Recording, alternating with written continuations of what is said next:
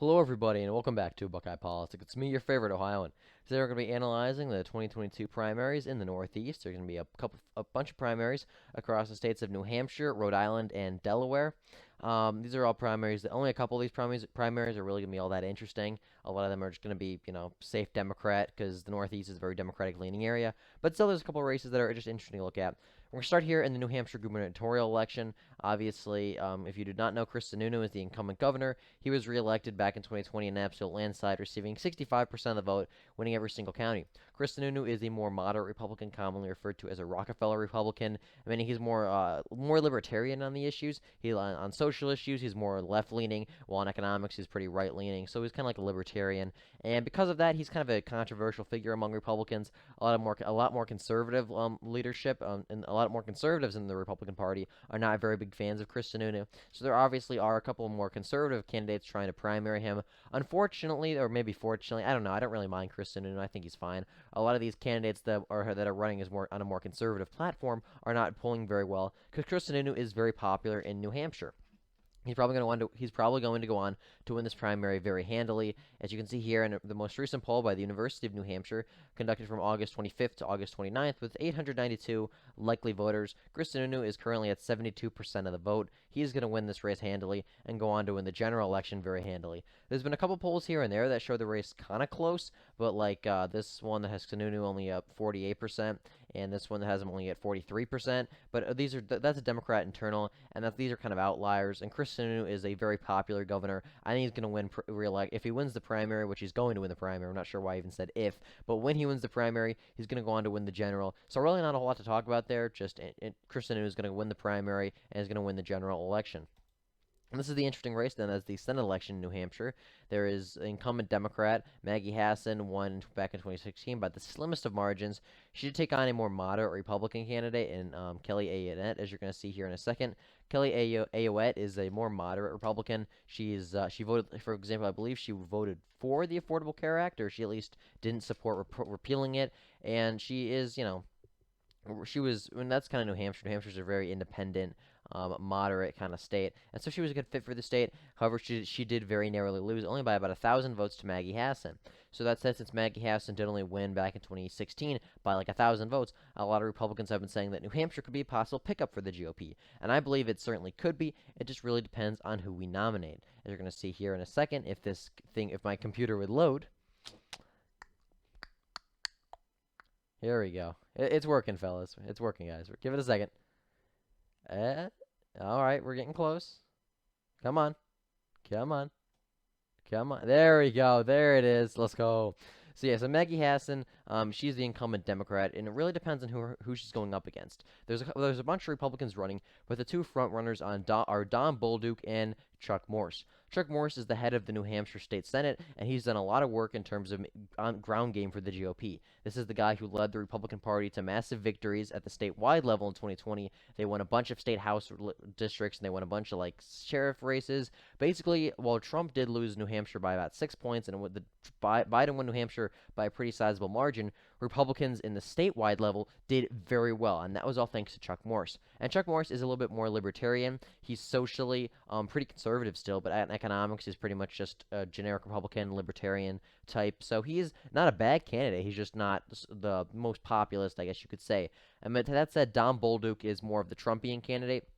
He's currently polling in the lead, and that's it. I don't think Don Bolduc can win. Sure, he's more Trumpian and a more MAGA type, but he's really not that electable in New Hampshire. For example, Don Bolduc has talked extensively about getting involved in Ukraine, like sending U.S. troops on the ground to fight Russia and basically getting us into World War III. And it's like, that's not going to win in New Hampshire. New Hampshire is a very libertarian state. They're just like, don't mess with me, I won't mess with you. And they tend to vote for the anti-war candidate. So Don Bolduc being more militaristic, I don't think it's going to do him very well. If you look at the polls here as well, Chuck Morse is doing statistically better against Maggie Hassan. He's still not leading here. He's still losing to her in most polls, but he's doing better than Don Bolduc. Like this most recent poll from Data for Progress has Maggie Hassan up by 4 over Don Bolduc, and they only have her up by 3 over Chuck Morse. University of New Hampshire actually had Chuck Morse winning, while they had Don Bolduc losing to Maggie Hassan. So no matter what, I think this race is going to be pretty close. But I think that if Don Bolduc is the nominee, Maggie Hassan is probably going to go on to win. And Chuck Morse is a pretty good candidate. I like him a lot. and I think he's going to be. I think he's going to be. I think that if Chuck Morris somehow wins this election, I don't think he's going to, because Don Bolduc is leading in a lot of the primary polls. But that said, I think it's possible Chuck Morris wins, and I hope he does, because he's a good candidate both electorally and politically. However, Don Bolduc, I will support him nonetheless if he wins. Coming over to to this U.S. House elections in New Hampshire, there's only two districts. We have Chris Pappas, who's the incumbent Democrat, and he is in the more, I guess, left-leaning district, I believe. There's a couple candidates running. We have Carolyn Leavitt, who is the more Trumpian candidate, and Matt Mowers, who's more of the, I guess you'd say, establishment candidate. And Matt Mowers has maintained a very narrow lead. This is a hotly contested primary, with Caroline Leavitt being the more Trumpian candidate, and she's been polling just behind Matt Mowers. And there was one poll that had them in a tie, although I believe this one was sponsored by Leavitt's campaign. Yeah, so I think Matt Mowers just have a very narrow advantage. The more moderate establishment-leaning candidate, while Caroline Leavitt, the more Trumpian candidate, is pretty much trailing him by only a few points though. And she has clearly been gaining. As this most recent poll had her only down by 2 points, and another poll had her tied. So I think this race is going to be very close. I think Matt Mowers probably has a very narrow advantage, but Caroline Leavitt certainly could win this election, and I think she'd probably be better on the issues. That said, I think that this race is probably going to tilt Republican, as you can see here, a lot of polls have a generic Republican winning over Chris Pappas. I think Republicans have a pretty good shot in this election. It really just depends. I want to see more data though. A lot of races have a toss-up, tilt D, but if you look at the actual polls, a lot of polls have any Republican winning against Chris Pappas. So I do think that Republicans probably do have a slight advantage in this race as of now.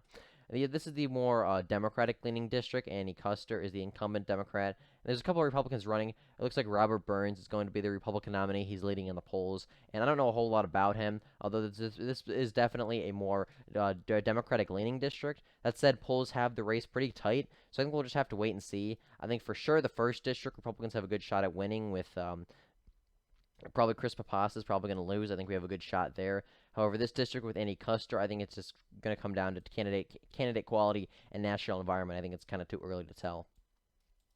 Coming up here, going to the Rhode Island gubernatorial election. Rhode Island is a state that usually votes very Democratic, but the race could be interesting if Dan McKee, who is the current governor, does lose his primary.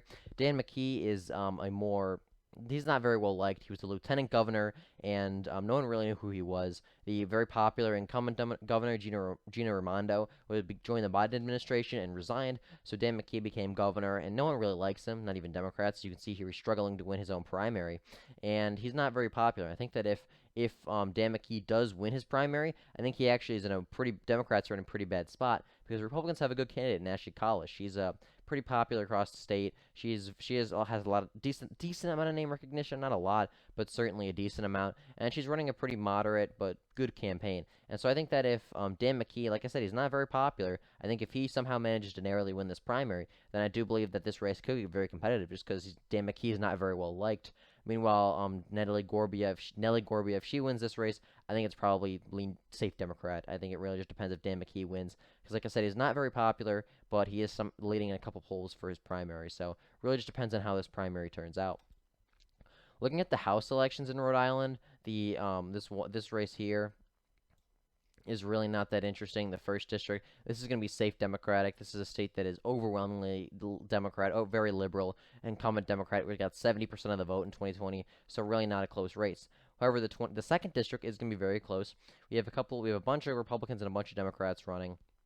As you can see here, Seth Magaziner is currently leading in the Democratic primary. He's probably going to win this race relatively handily looking at polls. If we come down here, there is Alan Fung and Robert Lancia, or Donald Frederick Rubio. There's a couple of Alan Fung is leading in the polls for this race, and Alan Fung is the former mayor of Cranston, and he was the nominee for governor of Rhode Island back 2 times. He's very well known statewide. He's a lot more moderate. He's a very moderate Republican, but he's still conservative enough that he can do well in the western part of the state, which is a little bit more conservative. I think if Alan Fung does win this primary, I think he has a solid chance at winning. A couple polls have him leading. Basically, all the polls have him leading pretty handily over the would-be Democratic nominee, Seth Magaziner. So I think this could actually be a very likely pickup for the GOP. I think it might be a little bit too early to tell, but that said, I do think Alan Fung is a very good candidate for this district, and I think he has a good shot at winning. The last race we're going to look at is the Delaware at-large district. There's really nothing to say here. This is going to be safe Democratic. Lisa Blunt Rochester is basically a generic Dem. She won with 57% of the vote last time. She won by about 17 points, and her opponent is a nobody. He's a perennial candidate. Yeah, I think this race is safe Democrat. Not a whole lot to say here. So with that, thank you for watching this video. I hope you enjoyed. If you did, please like and subscribe for more.